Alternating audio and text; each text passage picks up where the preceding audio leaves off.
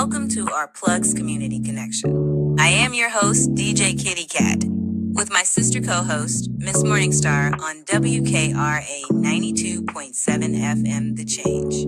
If you're looking for the best in news, current events, community outreach programs, and shopping connections, you've come to the right place. We've got a great mix of content and community connections lined up for you this evening, along with special guest interviews. So, grab your favorite drink of choice, turn up the volume, and let's get into it.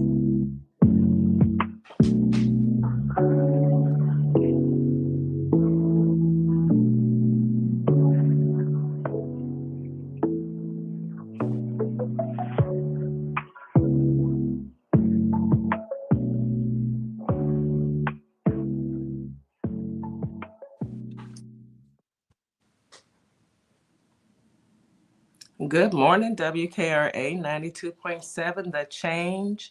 This is DJ Kitty here with my co-host, Mrs. Morningstar from Our Plugs, the Community Connection. Happy April Fool's Day. Happy April 1st. It's not the first. Oh, yes, it is. Oh, my Yes, goodness. it is. April 1st. Day. Yes, April Fool's Time Day. is flying, y'all. It is. It's already April. Can you believe it? I know there are some little people in my house that can't wait to pull some pranks on their papa this evening. So we're going to see how this goes. He's come up with a whole list of things to do. And I'm trying to discourage him from doing anything such as eggs or whipped cream, none of that. So his idea is let's go all in, April Fool's. He's 6, So those kids, he they gotta love, do it. He gotta do it. Yeah. It's pranks. But it is a beautiful day that God has woken us up to see and be delivered. Another day on planet Earth to see the beauty that God has given us. So, listeners out there, go ahead and grab you something good to drink, maybe water, which is always perfect.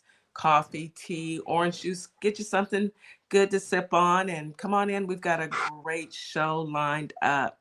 Of course, we've got our veterans, and of course, we've got our leaders.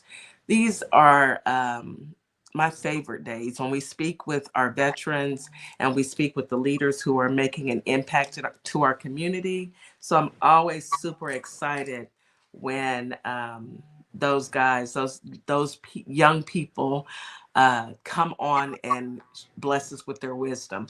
But just like any show, before we get started, we must have our daily affirmations. And we get that from our affirmation queen, Mrs. Morningstar.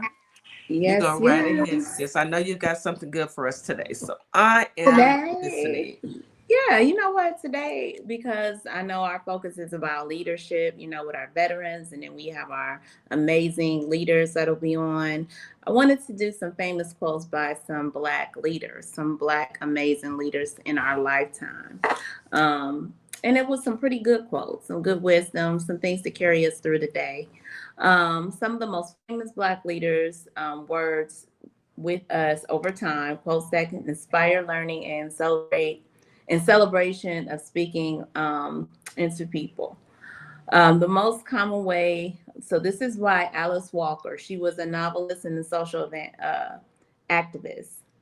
The most common way people give up their power is by thinking they don't have any. I like that. That's true. Dr. Mae Jemison, engineer from the former NASA astronaut, said, "Never be limited by other people's limited imaginations." Yeah. Shirley Chisholm, not Chisholm, Chisholm, a Black congresswoman, I think I'm saying her name incorrectly, but she said, "If they don't give you a seat at the table, bring a folding chair." Dr. Martin Luther King Jr. said, "Darkness cannot drive out darkness. Only light can do that. Hate cannot drive out hate. Only love can do that." All right, Dr. King. All right then, bars. James Baldwin, he wrote, "Not everyone that is faced can be changed, but nothing can be changed until it is faced." Facts. President Barack Obama, former President Barack Obama, change will not come if we wait for some other person or some other time. We are the ones we are the ones we've been waiting for. We are the change we seek. I Exactly. believe that. Our forever president. Our forever president, absolutely, positively. Next is John Lewis. Rest in peace, John Lewis. Ours is Mm, not the struggle of one day, 1 week, or 1 year. Ours is not the struggle of one judicial appointed or presidential term. Ours is the struggle of a lifetime, or maybe even many lifetimes. For each one of us in every generation must do our part. that is Amen. so true. I And mean, he knew. that's true. He He knew. knew. He knew. He Yeah. knew. He knew this You would know, be a continuation. The last one is just one from Dr. Martin Luther King again. Injustice anywhere is a threat to justice everywhere. everywhere. So true. You know, we've got to start our day with positive affirmations, positivity, because, you know, the minute you step outside that door, God only knows what you'll be faced with. But if you've got that full armor, you're already in a great mood, no matter Mm-hmm. what's going on, you'll get through it, Mm-hmm. you know.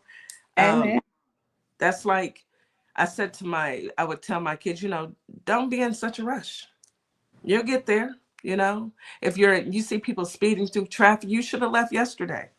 But I'm gonna let you go ahead and pass me and do my slow boogie because I'm going to take in the beauty. Speaking Yes. of beauty, before I jump into the weather, I wanted to say to Florida, Florida, if you're listening, pay attention, Florida. We're gonna need you to go ahead and go to the polls today and show out. It's your turn to shine. Louisiana already came through. Louisiana came through. Okay, they came through over the weekend. So Florida, you're up. It's time for you to. I'm gonna need you guys to go ahead and line up and cast your vote and let these people understand that we're not doing this. No, it's a complete sentence. So don't be a fool this April Fool's bars. I can't help Absolutely. myself. I can't help I myself. love it. I love it. I love it. Yeah. Yeah, don't be silly and foolish. Make sure you Don't get out here and speak your voice exercise your and let your right. voice be heard because these people trying to play y'all for fools.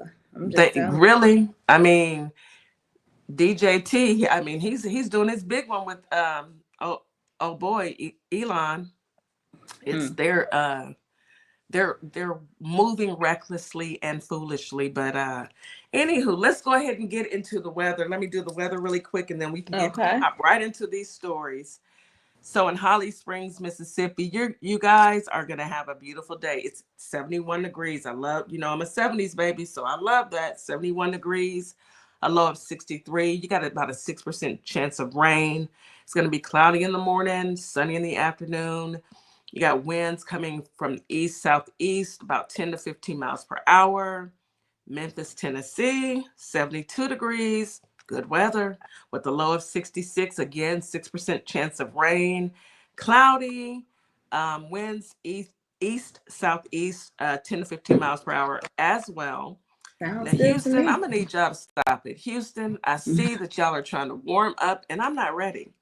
80 degrees. It was yesterday was hot. HOTT. Yeah, it was Okay, hot. hot with Mm-hmm. a low of 74. We've got about a 24% chance of rain. So I'm hoping it may cool off somewhere for about maybe 2-3 hours. You know, we're getting ready. It's going to be pretty cloudy today. Wind south coming out of the southeast, 15 to 25 miles an hour.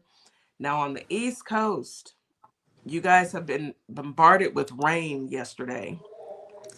And so there's a straight line of winds, tornadoes, Mm. threats of hail from Georgia to the Carolinas, going all the way up to New York. So you guys be safe out there because you're about to face some pretty ugly weather. It's supposed to clear up by like noon one-ish. But from yesterday to today, it's still coming down. There's particularly looking at the Carolinas, threats of, hail and damage, but there's a threat of tornadoes in DC all the way up to New York as well. So pay attention to the weather, listen in, make sure you guys are prepared. You never know. You never know. But on a good note, in DC, the cherry blossoms have reached peak bloom. And my mother used to go to DC all the time just to watch the cherry blossoms, just to see them. She loved it. So I'm going to make my way up there when we go up there next month. I sure am. Cool. I sure am. Absolutely. Nice. Yes, nice. I'm hoping for good weather. Fingers crossed. And hopefully, DC, we can get one of your female or male Black pilots to fly us on up there, because I feel safer with the Black pilot. I'm just saying, make that call. I feel safer with the Black pilot. Yeah, I especially a woman too. If we can get the women, I trust the men too. So hey, I trust beggars can't be choosers. Yeah, but as long as we are on the melanated side, I'm okay with that. I know I can't just put my request in, but DC, maybe you got some pull. I don't know. We need to talk to our sisters and brothers and see if we can find us a flight and get us on up there safely. Exactly. Okay? Because we had to study 2-3 times as hard. I'm just saying, it's the truth. Yes, we're thorough. We're very thorough. So sis, let's go ahead and get into current events. Some current events, guys. So let's just dive right on in. So Trump attacks the Smithsonian Black History Museum, said it's dividing America. President Donald Trump's latest executive order targeted the Smithsonian Institution, accusing it of spreading divisive ideologies. He attacks the National Museum of African American History and Culture in Washington, D.C., and this order pushes for a more traditional, unity-focused narrative, sparkling criticism from historians and cultural advocates who fear this move will oversimplify American history. So what does that sound like to y'all? He segregation. wants to wash out our true history because he wants to downplay the savagery that was done to my ancestors. So I would just like to know, what exactly will they be putting in the museums if they're going to take away Black contributions? What are they going to put in there? Let's see, guillotines, bayonets. What else is savagery? Because that's what can somebody in the chat, in our YouTube family out there, does anybody know of any contributions that were made by those who stole people and land? Colonizers. Yeah. Because what are you going to put in the museum? I want to know what's the new story, Trump? Is the new story they was really good to their slaves. They made sure they had a place to live in. They had free room and board. What are you going to twist? Don't give them no ideas. What are you going to twist if we know? Because we know who we are. So it's nothing they can say that can take away what we already know. We know that. But the fact that they want to try to whitewash it is despicable, disgusting, and just downright savage. It's just like the ancestors they come from. I have 2 things to say. Number one, what are they going to put into the museums to replace all of our accomplishments? Because I don't know of many, unless they, what do they call those things that guillotines? What are they? A gallows. That's what they built. The gallows that they brought to January 6th. So they're going to put that in the museum because that's what they're famous for. They built those, right? What are they going to put in there? Trees where they lynch Black people? What? They're going to put the selling block where they the ropes that they tied. What are they going to put in there? Because I don't know of any contributions. If I'm wrong, I'm wrong. But anywho, and the second thing that I'm going to say about all of this is we still aren't moving. We're We're not not. marching. We're not. 92% here. We're He's looking to strip away federal funding from the okay. Smithsonian, and will, if they want them to put programs in place that they want, their history, their ideology of history. And if you don't do it, of course, what does he go to? He strips money from these What's their organizations. history? What is their history? What history do they want to report on? Was it the part where they stole the land, or was it the part that they stole the people? What part are they going to put in there? I'm not sure. Somebody tell us. Somebody smarter than myself, let me know. Because, yeah, okay. Good luck with that. We're still not Yeah, moving, Trump. no. 92% here. We're not doing it. We're not falling for it. This next story is disturbing. It was a Wisconsin teen killed mother and stepfather and lived with the corpse for weeks. 17-year-old Nikita, young man, Caucasian, appeared in court, and he was charged with intentional homicide of his parents, Tatiana Casper, and her husband, Donald Mayer. Yeah, he was living with them for about 2 weeks after the brutal unaliving of his parents, taking videos with at least one of their bodies. Savages. it's not very often that I'm speechless, but Savage. Savagery behavior at the age of 17. Who, how are you taught? It has to be in your DNA. I'm sorry. It that's so has to sad. be somewhere. It has to be somewhere enriched in where you come from. I have a 17-year-old. I couldn't even fathom that my child would ever think in that Even think manner. about it. That's, first of all, it's scary, and then it's like It's sick. it's It's sick. sick. Yeah. It's sick. His Okay. mom was 35 and stepfather Oh was my 51. God. Yeah, young. And yeah, he unalived them. He stole his stepfather's pistol and unalived them. Just awful. Anyway, let's That's move past that. horrible. I Yes, wanted to please. share that because that was just one of those just Wow. I don't know. I don't know You know what what I what heard what they today? cut from. Crazy. That's what they're cut from. But Mm-hmm. I wanted to change. Let's change the subject. But I am going to say something really quick. But I do got a couple more stories. But before we get into it, I just wanted to ask you guys: did you guys know that Marjorie Taylor Greene admitted that she was a product of Yeah. um, I don't even know how to say it on the Incest, radio. Incest. incest, And she's incest. proud of it.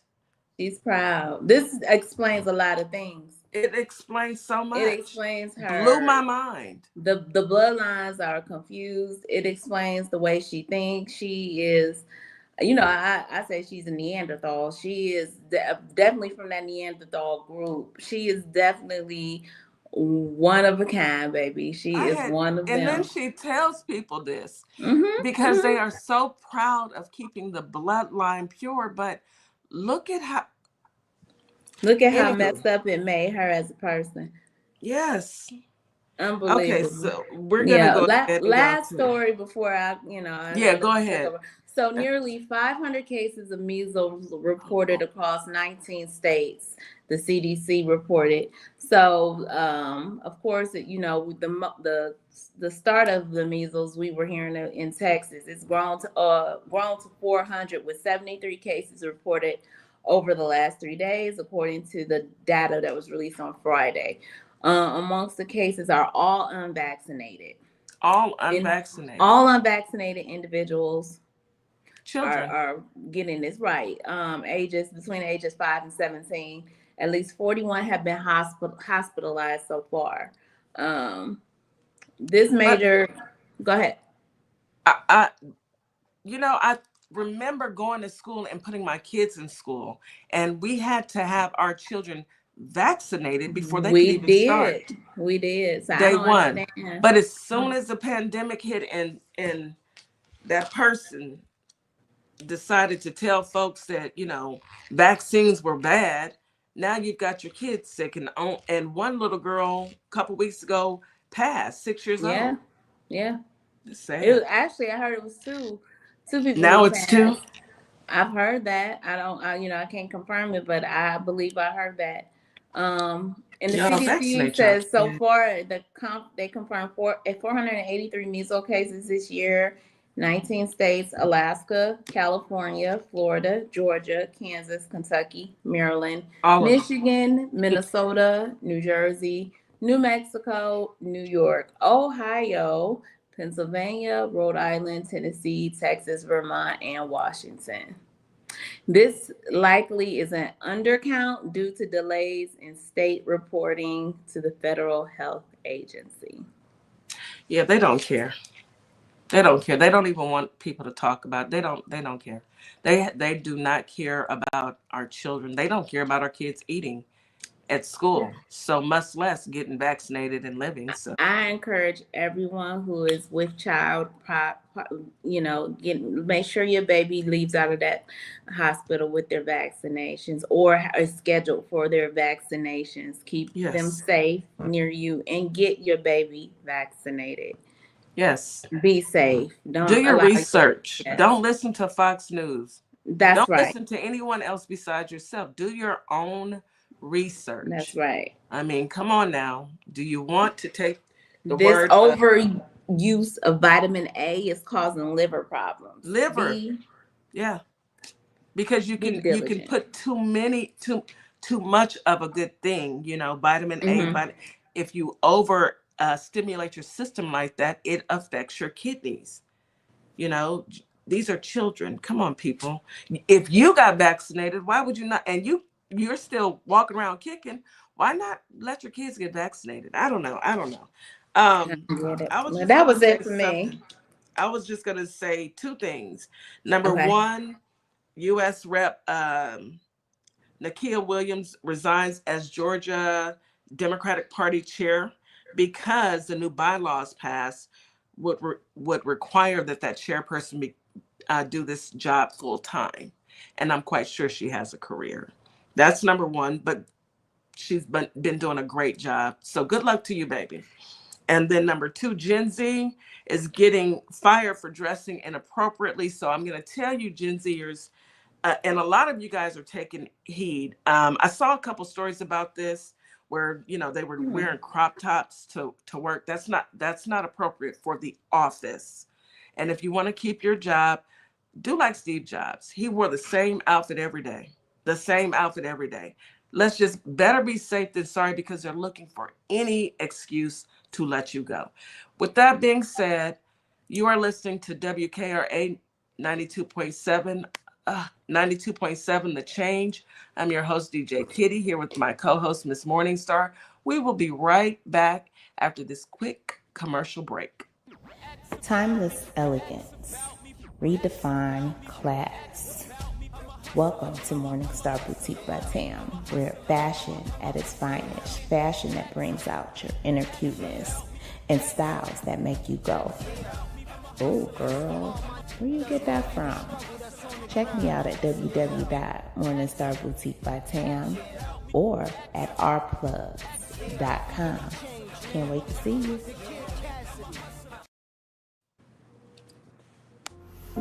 Hey guys, yes, this is my nonprofit, Carter's Caring Hands.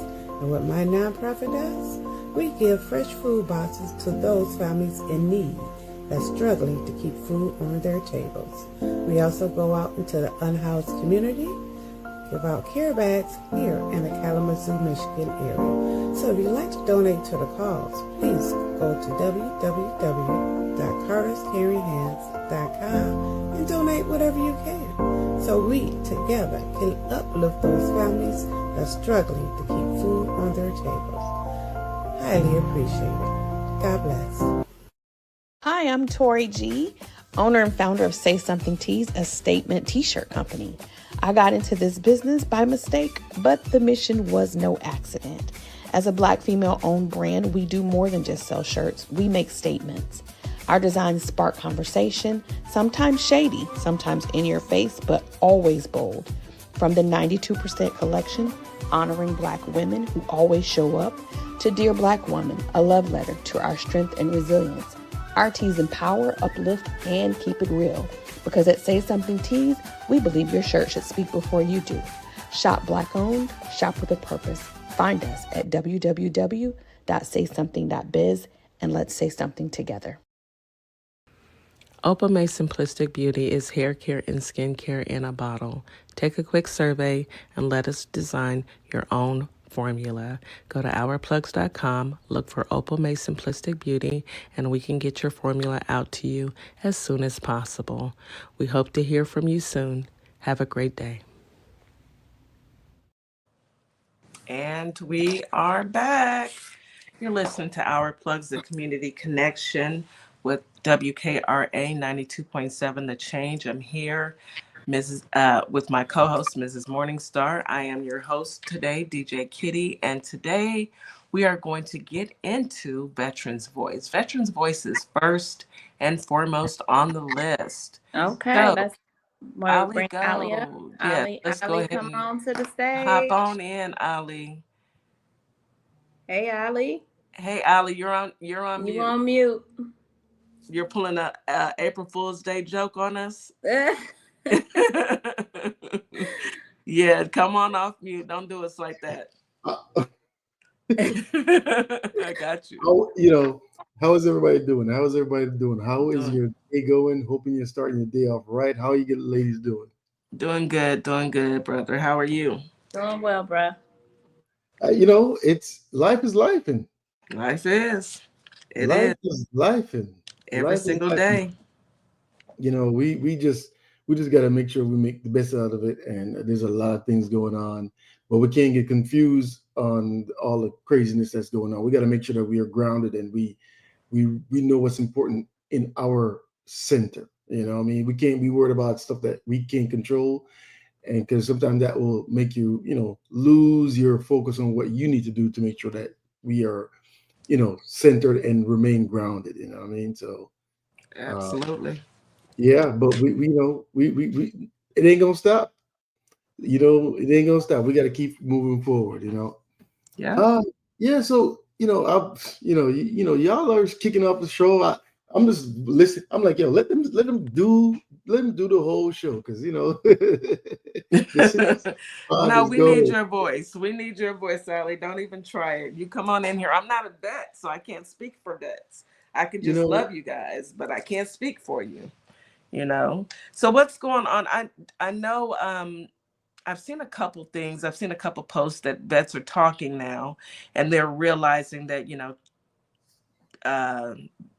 Trump didn't have their best interest in hand, and a lot of these vets are recognizing that they're in trouble because he's trying to he wants to strip away everything. So what are you noticing out in those streets talking to your fellow vets? Well, it ranges too. Some people, they vote for him and they're convinced that it's going to start changing sometime, right? The low gas prices, the low food prices, it's coming. You got to give him some time. Yeah, you gotta trust him. And the last 4 years was so terrible, and this is the best. We were going in the wrong direction, and so we have to make sure that we're out here informing people. Some people are regretting their vote. Yeah, I'm quite sure. They're like, oh, I thought he was going to do this, but now I'm seeing when you fire people that support veterans, something has to click. Maybe it's going to be a delay click.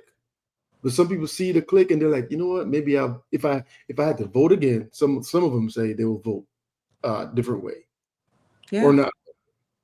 So one of the things they're doing, and we talked about this before, is they're trying to take away the accomplishments of Black veterans, right? And they're trying to take the websites down, or they're trying to take away the information. Right, because information is history. If you take it away, you make you're trying to get rid of it, basically. So Colin Powell, another general from Vietnam.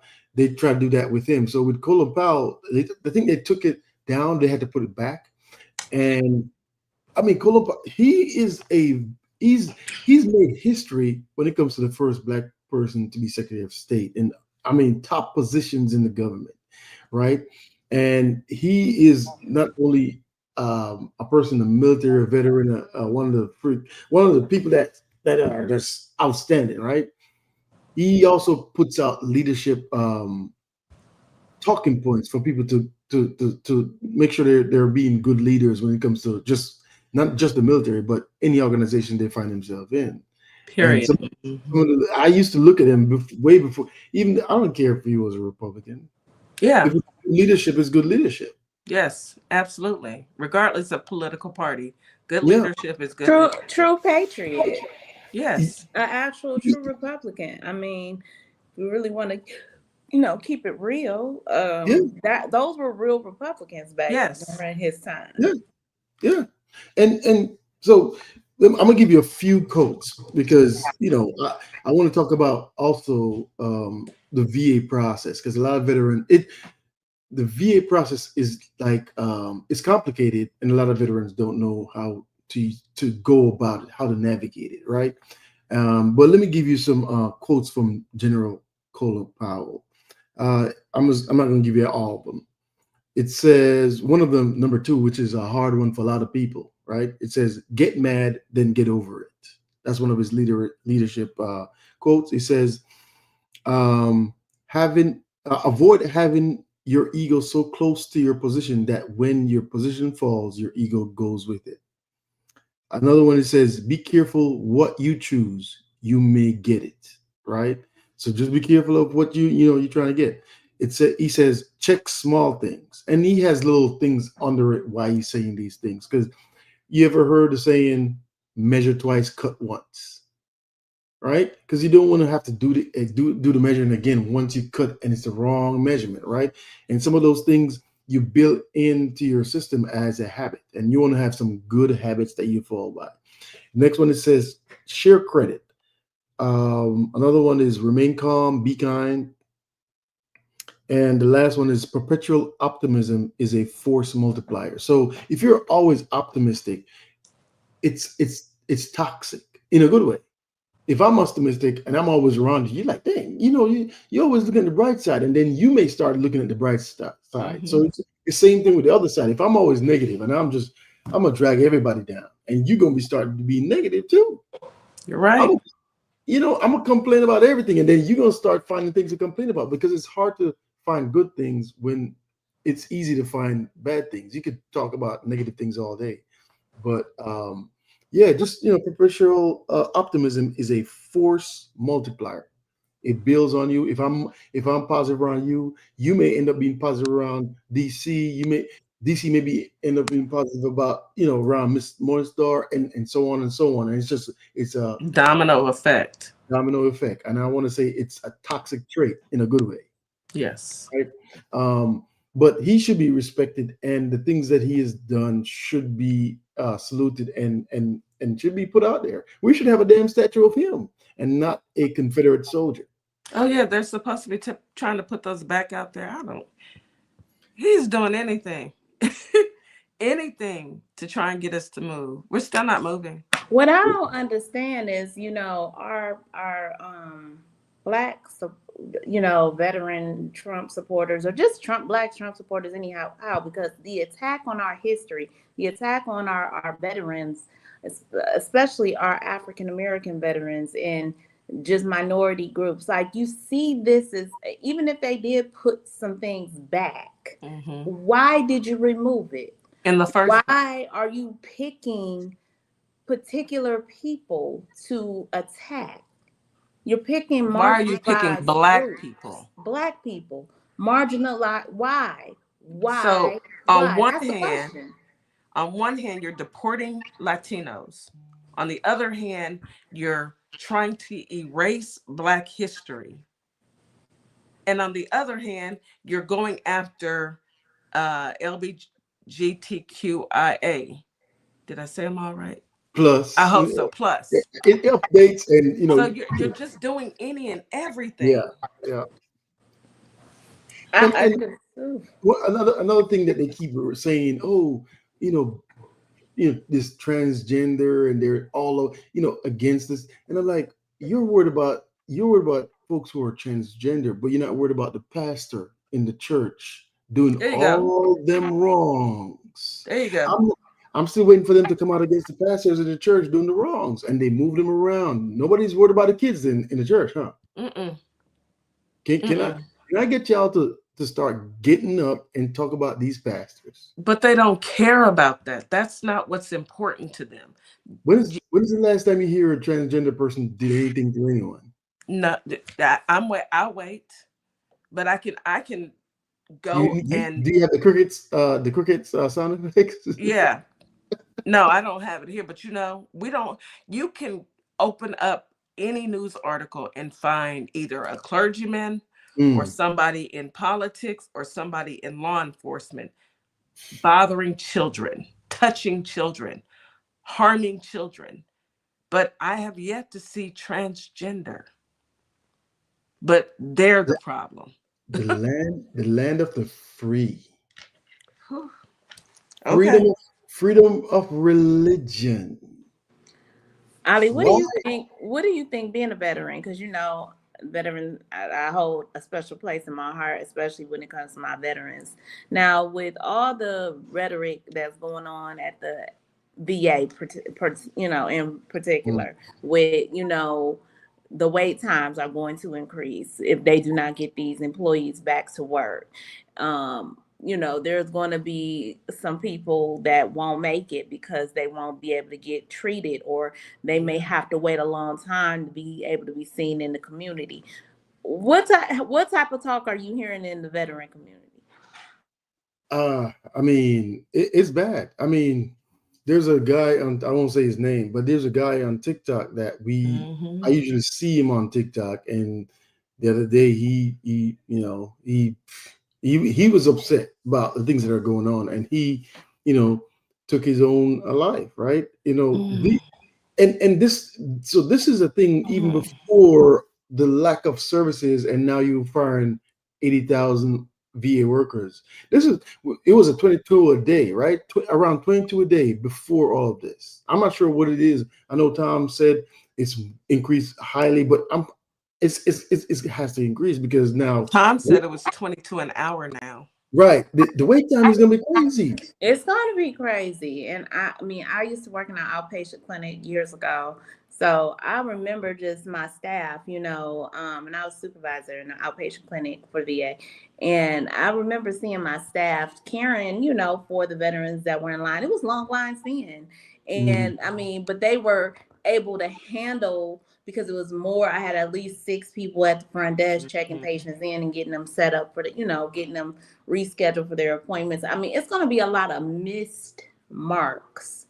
And that is what I personally know is going to happen. I dread that people are going to miss their follow-up appointments because they're not going to get notification before they leave, because it's crowded at the VA. Veterans are there from sunrise to sundown. They hang at the VA. The canteen is a place where they like to hang and catch up with war veterans that they were in combat with.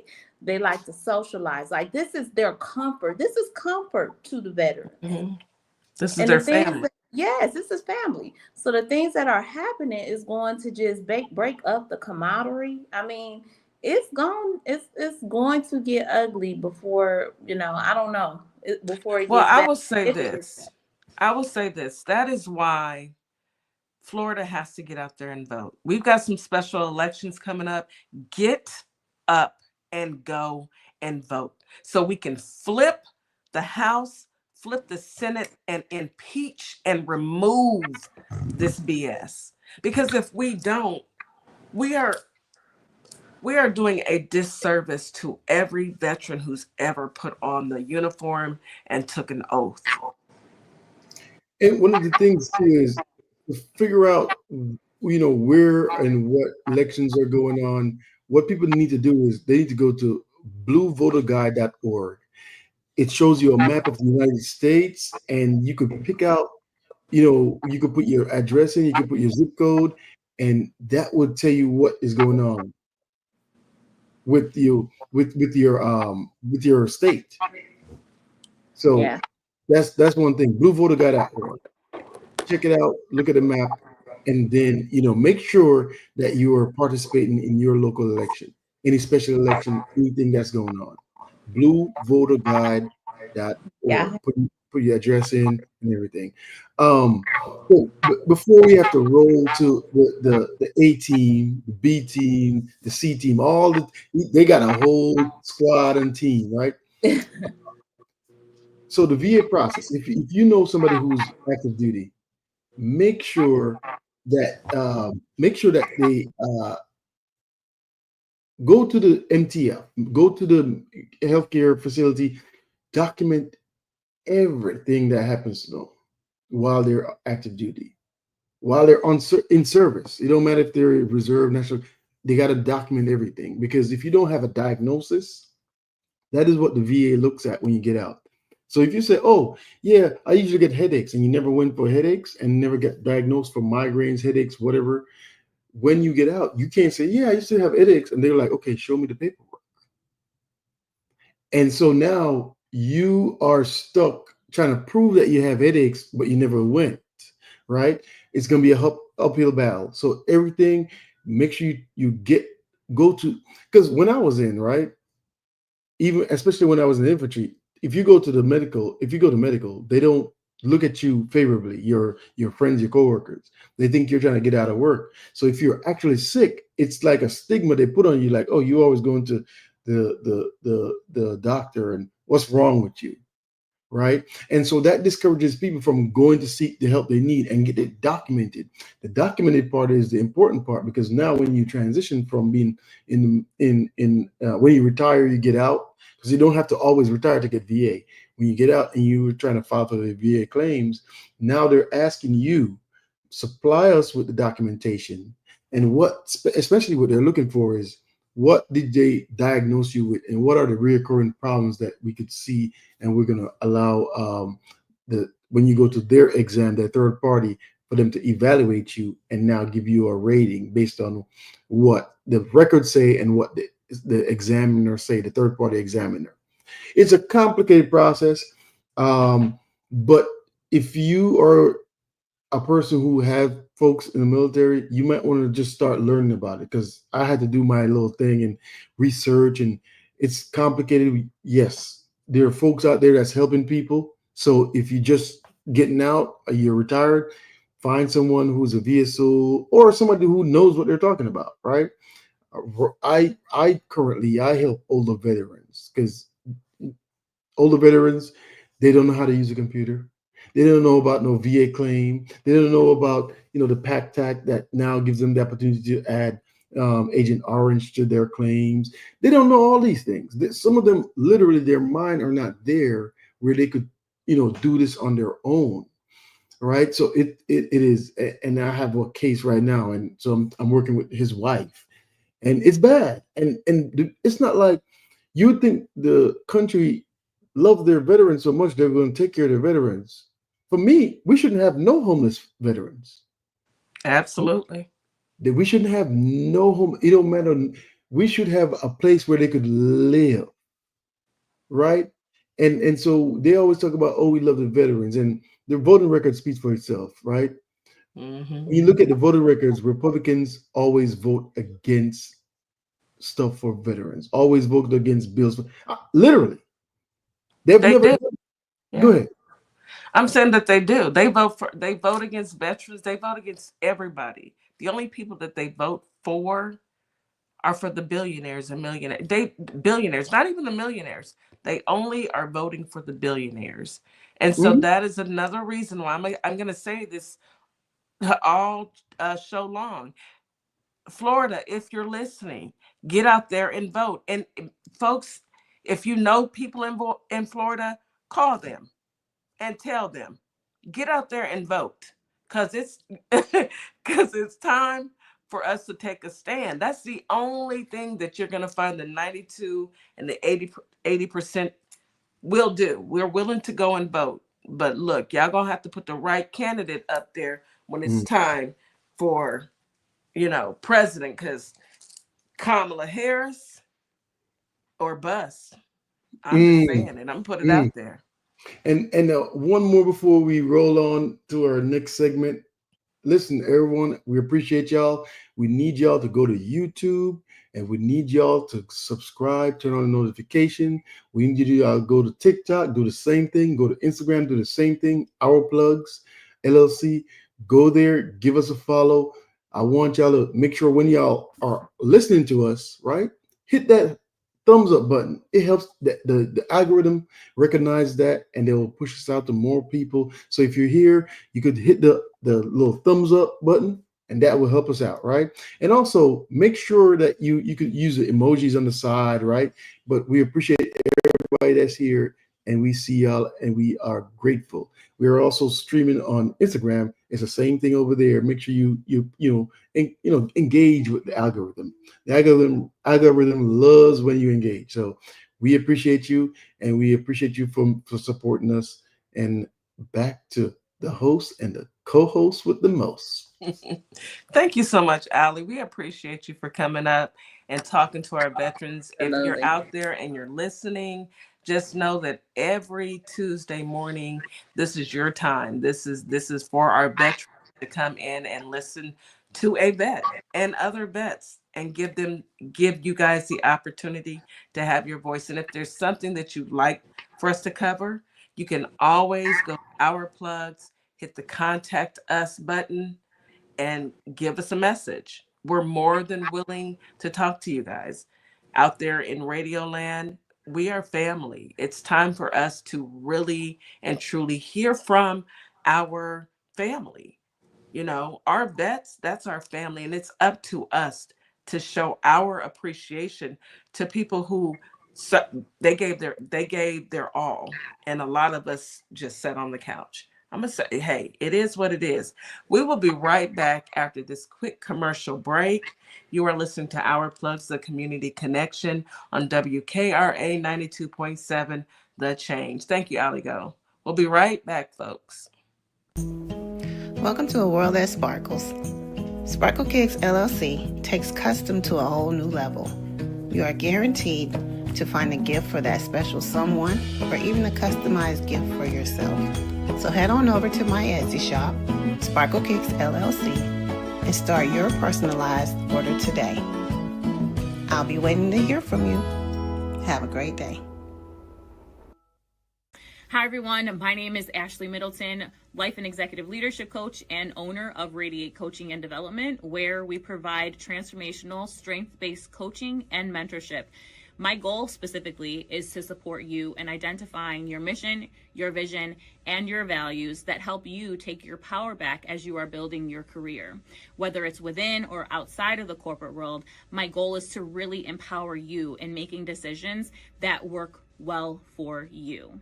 So if you want to reach out to me, by all means, you can email me at radiate@midspiration.com or check out my website at radiatecoaching.com. Hello, fellow taxpayers. I'm Andre Martinez, and as the founding owner of EA Tax Pros, I can honestly tell you that our clients trust our team of highly skilled and experienced accountants. Why?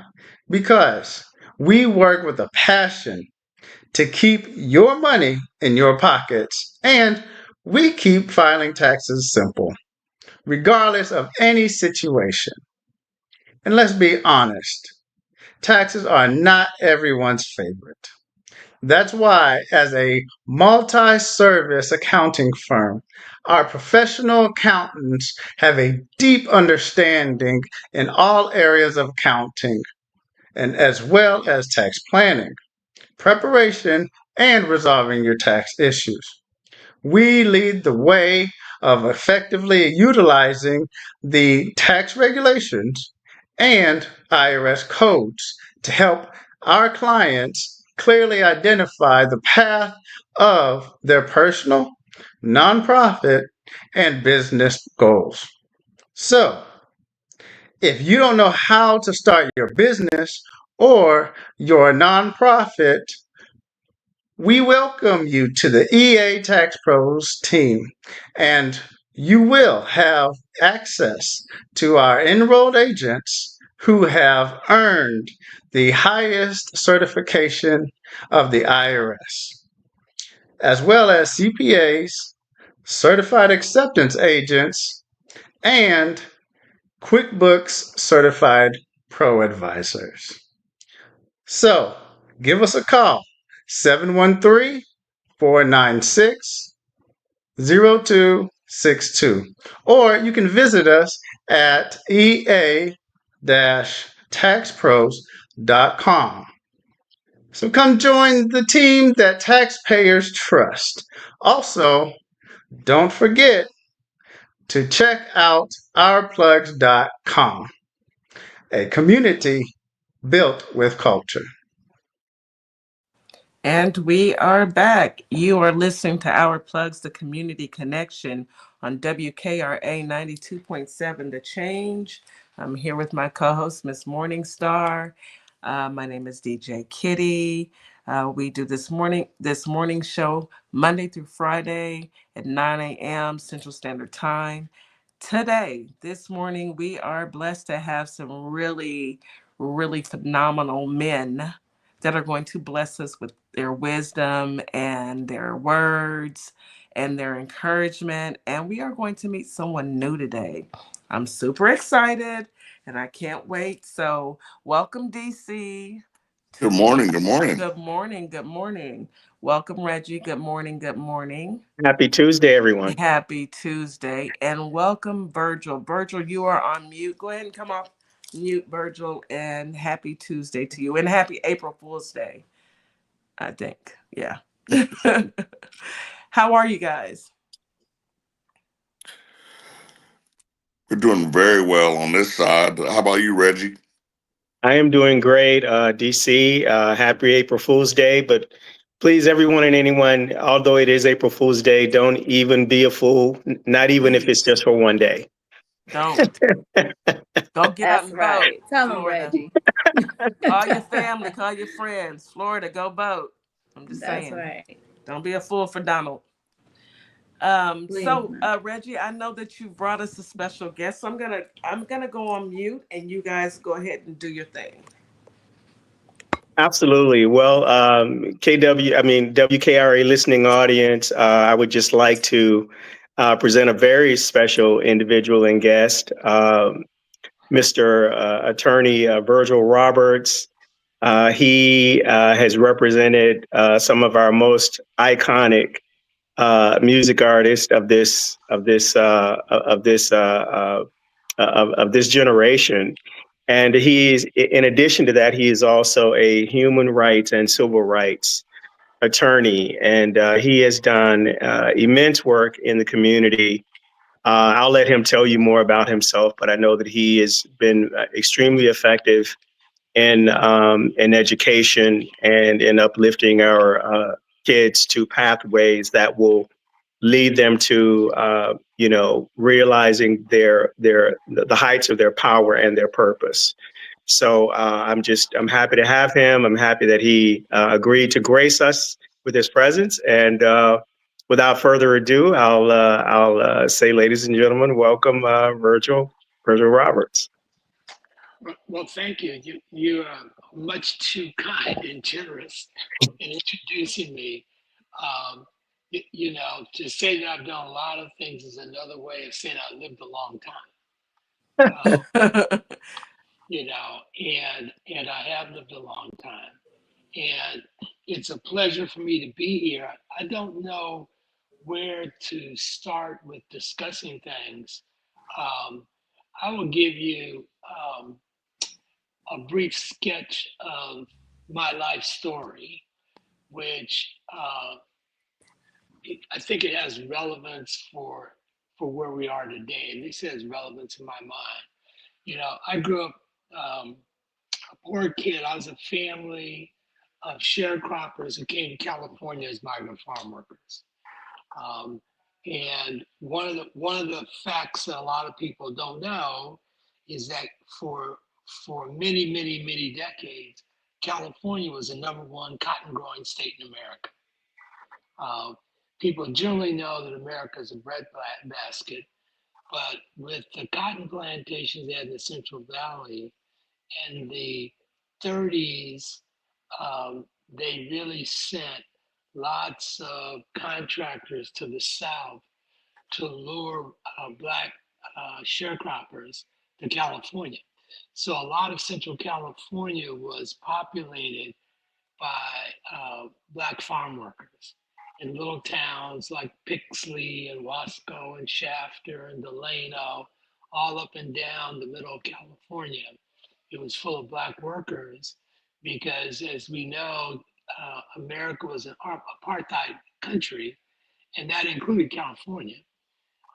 And before World War II, most Black men could not get any union jobs, except for being a railroad porter. So when the Japanese bombed Pearl Harbor in 1941 and the United States entered World War II, it created a demand for Black labor.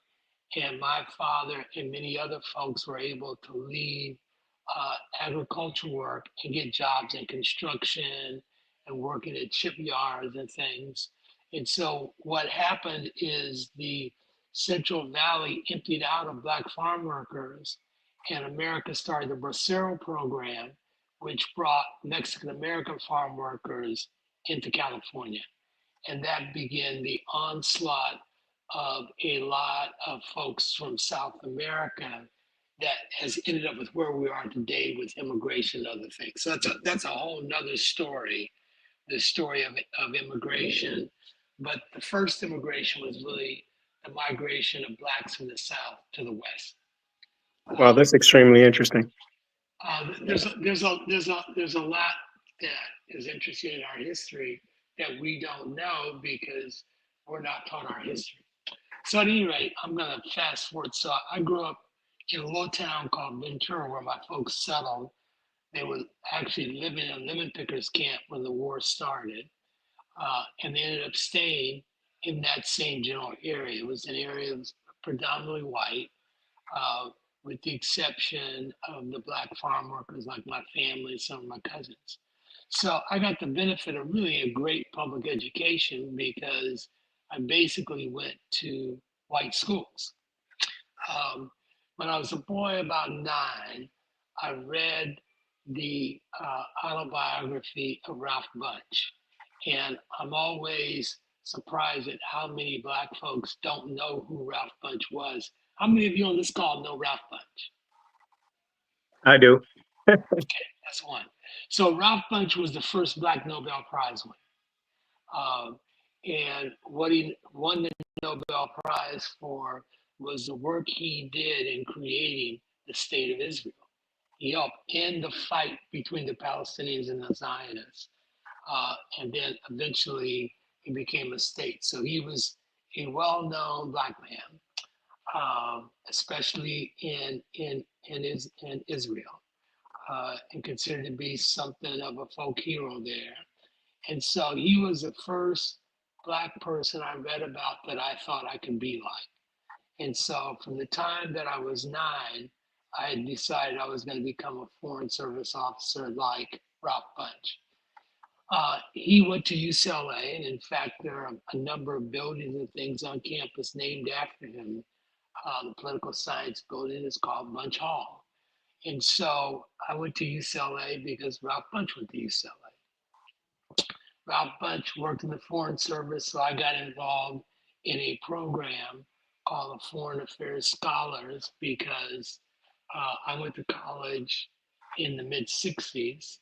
And it was in that period of time when most of the African countries that we know today began to gain their independence. The first African country to gain independence was Ghana in 1957. And then in the early 60s, a number of other former colonies, Nigeria, Ghana, they all gained their independence. And so the US State Department began to look for Black and brown young folks to become Foreign Service officers. And so that was what I wanted to do. So I got an internship, started studying for the Foreign Service Officers exam, and I actually worked for the Voice of America in the Vietnamese branch in 1967. And 1967 really reminded me of what happened in 2020. In 1967, there were 107 race riots in America. It seemed like the whole country was burning up. And it was a period of time when we went from being colored people and Negroes to Black people. There were books being written. Autobiography of Malcolm X came out in 1966. Stokely Carmichael and Charles Hamilton wrote their book, Black Power, that came out in 1967. And so it was a watershed thing in my life because I was basically a poor country boy who grew up in a country town. And the first time that I'd ever been around so many Black people was when I worked for the Voice of America in DC.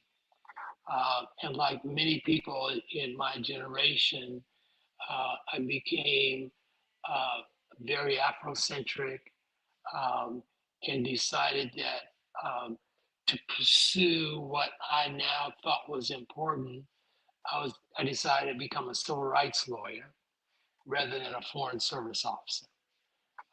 And so I came back to UCLA as sort of a new recruit to the Black Power movement. And I got engaged in starting the Black Student Union at UCLA. I became sort of an activist student. I wrote what became the proposal to create a Black Studies Center. Actually, I wrote a proposal to create an American Cultures Institute that would be populated by study centers for Blacks, for Chicanos, for Asian Pacific Islanders, and Native Americans. And so those centers actually came into being at UCLA. And then I left UCLA. I went to law school at Harvard. And when I got out of law school, and I started looking for jobs with civil rights agencies, I had a rude awakening that I'm going to tie all this into where we are today. I had a rude awakening because what I learned was that most civil rights organizations have a very small staff and they rely upon volunteer attorneys who come from big law firms, the firms that Trump is now attacking. Firms like Paul Weiss, you know, which is one of the first Wall Street law firms to hire a number of young Black lawyers. But those firms were the ones that really staffed and handled major civil rights litigation.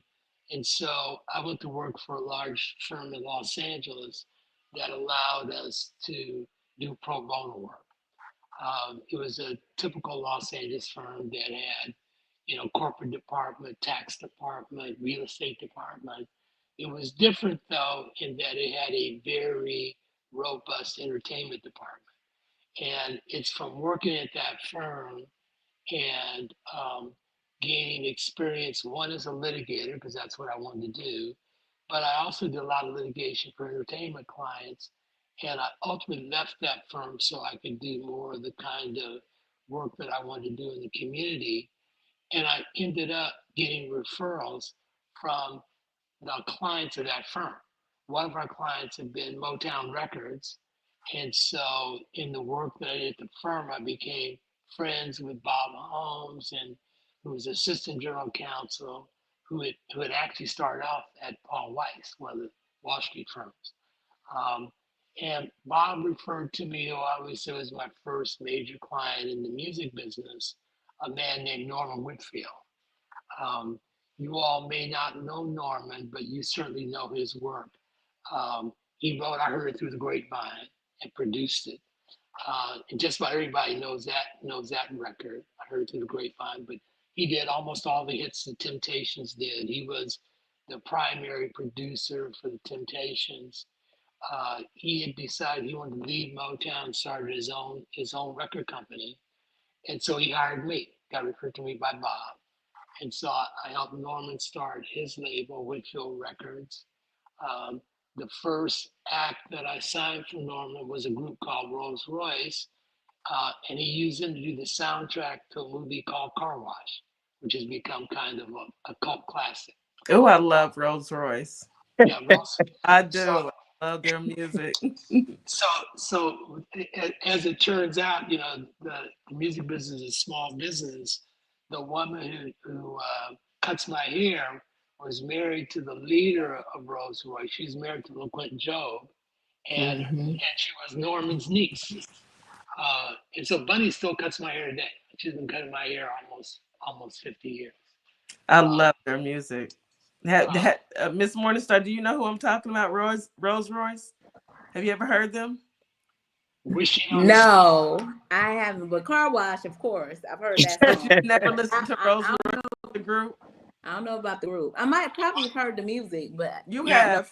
You've heard the music. It's classic music, and it's classic. It's classic Norman Whitfield. Yeah. Norman was a great songwriter, producer. But at any rate, my interest never really was being in the entertainment industry. My interest was in doing things for the community, and the work I did in the entertainment business helped keep me in coffee and donuts. So over the years, like I represented NAACP in the Los Angeles school desegregation case. I got really deeply involved in education reform in Los Angeles. And over the last 40 years, there probably have been no school reform movements here that I haven't been involved in. I have a question, Mr. Roberts. I hate to cut you off, but I do have a question. Now that you brought up education, so we all see what they're trying to do with the Department of Education, and from a civil rights, human rights attorney standpoint, what legal action can be taken against the federal government for denying its citizens their right to an education? Well, the short answer really is not much, because education is a strictly state local function.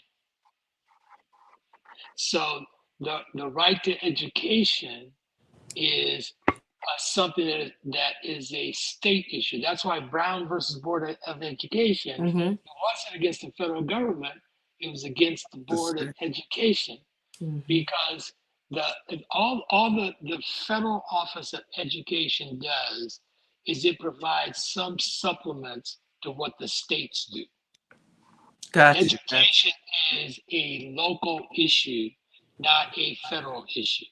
And what has happened over time is there's supplemental money that the federal government made available. So, for example, you're about Title I. That's money that comes from the federal government that's targeted at kids who have special needs. It's really targeted at poor kids. So poor white kids in Appalachia get Title I money. Poor Black kids in Newark get Title I money. And it's just money that the federal government uses, and they put strings on it so that it's not a block grant. But the money for Title I, it goes from the federal government to the state, and then the states then distribute it out to the local boards. Okay, so the loss of the Department of Education is not necessarily a big loss for the fight for educational equity. That remains a local state fight. Okay. And all the federal government ever did was supply additional funding for disabled students, for students in need. Okay, so that's for education. So what about all of the okay, so we've got to look at Social Security, Medicare, and all the benefits that they're stripping away. I've Yeah. heard some people say, maybe we need to file a class action lawsuit. Is that even a possible, simply because they're removing all of the benefits that we've had for years and they're stripping it away without due process? Well, two things. First of all, there are lawsuits already on file for that. There are 150 lawsuits that I'm aware of Wow. against the Trump administration for various things. So, let's talk about what's going on right now, which is what I really want to talk about. I don't really want to talk about my background. And the only reason I mentioned 67 is because that was seeing what was happening in the country with all the race riots really transformed my life and made me think differently about my career path. And the same thing is happening now. The assault that is taking place on democracy is what we really have to be concerned about, because the way in which we have progress, and when I say we now, I'm talking about Black folks. If you think about our lot as a group of people, we were brought here in bondage. Apartheid was legally the system that we lived under, even if you were freed Black. You know, the history of our place in the society is never really adequately taught to our people, unless maybe if you've gone to an old Black college and stuff where they really taught Black history. But Dred Scott really established the rule that Black folks had no rights in America that were to be respected by white folks. Dred Scott was the law of the land. The Fugitive Slave Act that was passed made every white citizen a potential person to be on the lookout for enslaved people. So even in free states, the fugitive slave law was the law of the land. And it was enforced all over. So you had people, come in from the South looking for slaves, and if they could find a Black person, they would just kidnap them and take them back to the South, and they become slaves. Yeah. That's kind of like what they're doing now. Well, what they're doing now is trying to roll back the clock. And what I think that you don't see a lot of conversation about is what happened in this country. When Woodrow Wilson was president, he was the first president post-Civil War that basically purged all Black people from the government. Virgil, I have a question. Yeah. I have a question, and I'm sorry to interrupt. But given the onslaught that we are under, and just weighing that against your legal mind and expertise, what is a first step? What would the most strategic first step be that we could take that will begin a domino effect to change the trajectory of, righting the ship, of, turning the tide, of, course correcting all of the wrongs that are being done to us and that, are literally stripping away our ability to survive, let alone, happiness Right. and the pursuit of the pursuit of happiness, but basically just to survive at this point. What is, in your legal mind, what would the best, most effective first strategic step be that we should take in your opinion? Well, the first step that we should do is we should organize, which is one of the reasons I was happy to be invited here. There is a paradigm for how we fight fascism and overcome it. And you know what it is? It's the civil rights movement. If you think about the lot of Black folks who lived in places like Alabama, Mississippi, the Deep South, didn't have the right to vote, there were no rights that Black folks had, that white people had to respect. And so there was really what I would call a three-pronged strategy that Black leaders began to implement. One was to do litigation, to really take the laws and the Constitution, to use that to establish that there were certain rights that we had. Second thing we did was we organized and boycotted. And the third thing we did is we had mass human demonstrations. We filled the jails with people so they could not arrest everybody. We boycotted businesses and stuff so that there was an economic pain they began to feel. The classic example was a Montgomery bus boycott, but there were boycotts of drugstores and grocery stores and things all over the Deep South. And what it ultimately ended up doing was changing the course of history. And ultimately, we got the 64, 65 Civil Rights Acts. We got this. He must have gotten a phone call. I believe he's gotten a phone call. Hopefully, we'll hear back from Virgil. He'll come back, but for sure, Reggie, I do want to say this. Hopefully, Virgil will pop back on once he's off his call. I want to bring Virgil back because we need to listen to how he's saying. Number one, it was litigation. Number two, it was organized. Number three, it was. Do you remember the mixed marriages were illegal in most places? You dropped out for a little bit, Virgil. Yeah, somebody called me on my phone. That's why I wanted to do it on my computer. But so I had to make them go away. But anyway, the three-pronged strategy of the civil rights movement was to organize people to protest continuously. Remember the Freedom Riders, Birmingham with Bull Connor, with the dogs and the fire hoses. I don't know, you all may be too young to remember that. We remember. We weren't there, but we know about it. We know about it. But let me stop you right there. Let me stop you right there because we are running out of time. But Mr. Roberts, what I would like to propose is next Tuesday, we will have another leadership meeting. And if you're available, part two. We want to have a part two. I'm going to talk to Ali Gold and see if we can take the entire time, because I think that we need to hear what you have to say so that we can continue to move forward. This is how we're organizing through Our Plugs, ourplugs.com, Our Plugs, the community connection.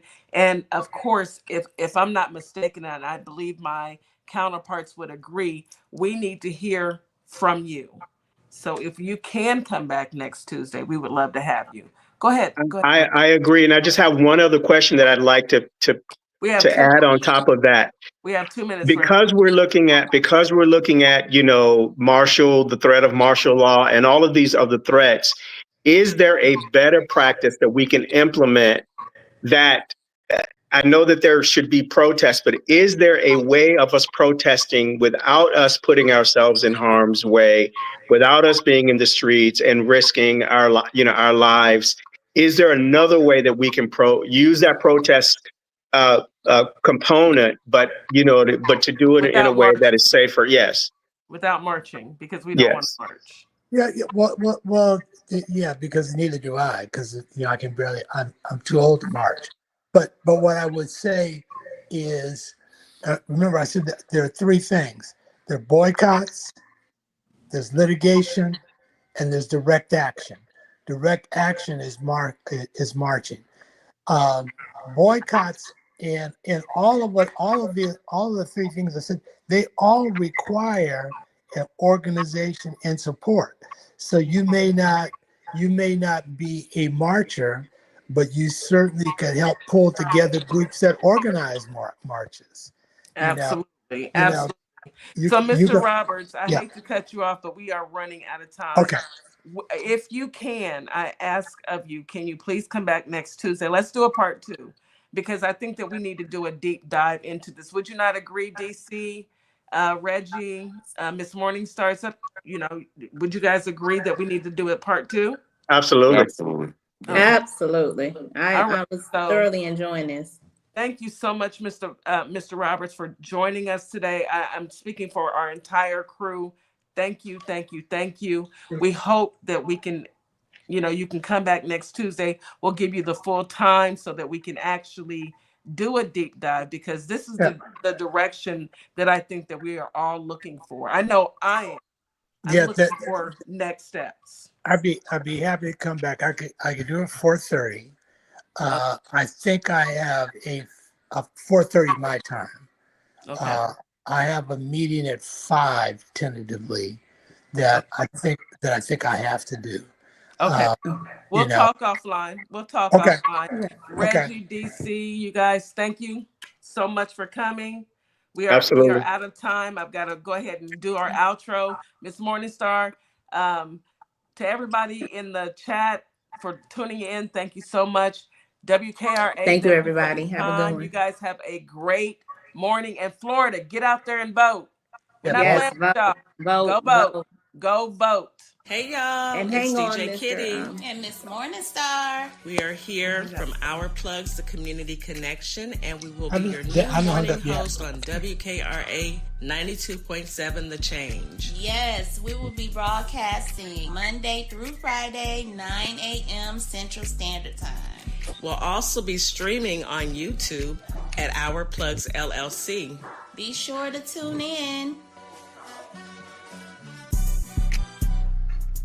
Hey y'all.